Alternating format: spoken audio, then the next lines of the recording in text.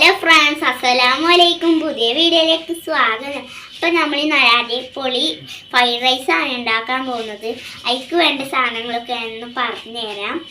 വെളുത്തുള്ളി, സവാള, മുട്ട ചിക്കിയത്, ക്യാരറ്റ്, കേബേജ്, ബീൻസ്, ക്യാപ്സിക്കം, കൊത്തമര. ഇത്രയും സാധനങ്ങളാണ് ഞങ്ങൾ യൂസ് ചെയ്യുന്നത്.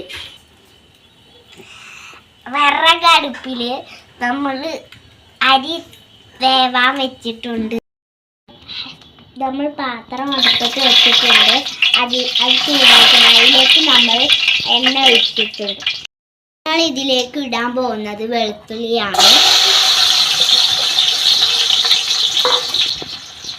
അതിൻ്റെ ശേഷം നമ്മൾ ഇടാൻ പോകുന്നതാണ് വലിയ ഉള്ളി. അതിലേക്ക് നമ്മൾ ഇടാൻ പോകുന്നത് ക്യാരറ്റാണ്.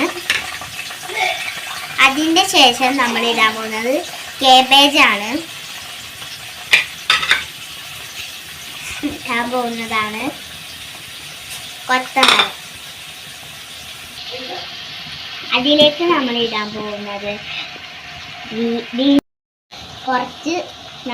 കുറച്ച് ക്യാപ്സിക്കം കൂടി ഇടാൻ പോകുന്നത്.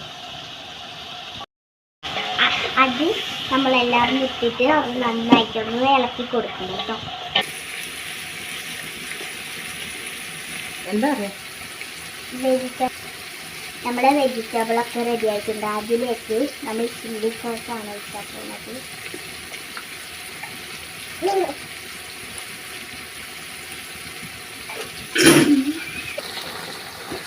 അതിലേക്ക് നമ്മൾ കുറച്ച് സോയാ സോസ് ഒഴിക്കുന്നുണ്ട്. അരി ഇവിടെ വേവിച്ച് മാറ്റി വെച്ചിട്ടുണ്ട്.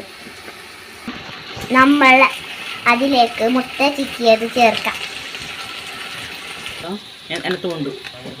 നമ്മൾ അതിലേക്ക് വേവിച്ച വെച്ച ചോറിടാൻ പോകുക. നമ്മൾ അടിപൊളി ഫ്രൈഡ് റൈസ് റെഡി ആയിട്ടുണ്ട്.